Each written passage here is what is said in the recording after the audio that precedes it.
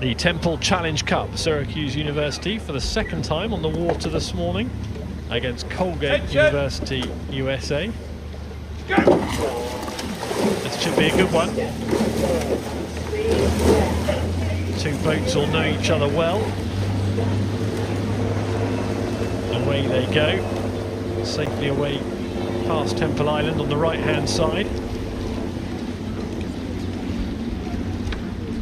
We'll be watching Colgate University, who were warned for their steering consistently down the course in their last race.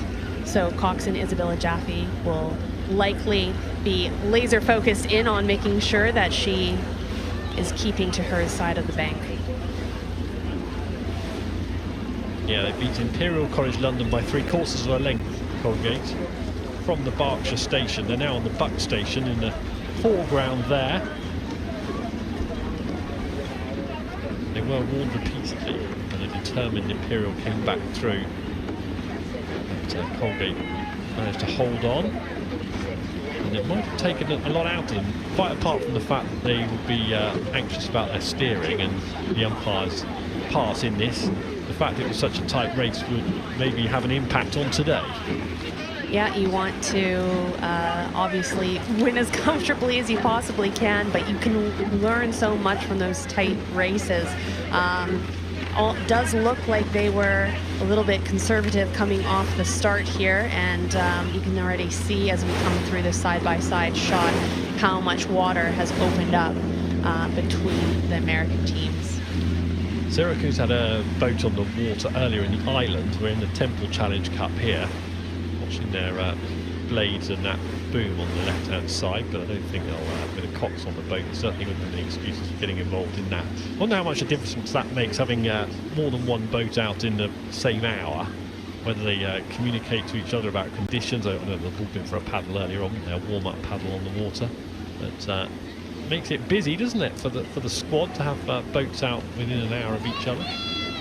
But also exciting too, because you know, if your crew before you does well, right, you feel like you have a certain amount of luck being passed down the course, or vice versa. Well, I wonder if they even know, because presumably they have to boat quite early, don't they? They'll be out 40 minutes, half an hour before, so perhaps the news hasn't even reached them of what happened previously. We just had a great shot on the face of the athletes. Tim, you and I will talk so often about how calm and collected a good moving crew looks like, but it doesn't mean that it isn't hard work. Yes, it can be deceptive. The body language and the facial expressions, reading too much into them, I always think could be a mistake. But they look pretty cool, don't they? Syracuse just paddling it down the course here. Little look out by the coxswain.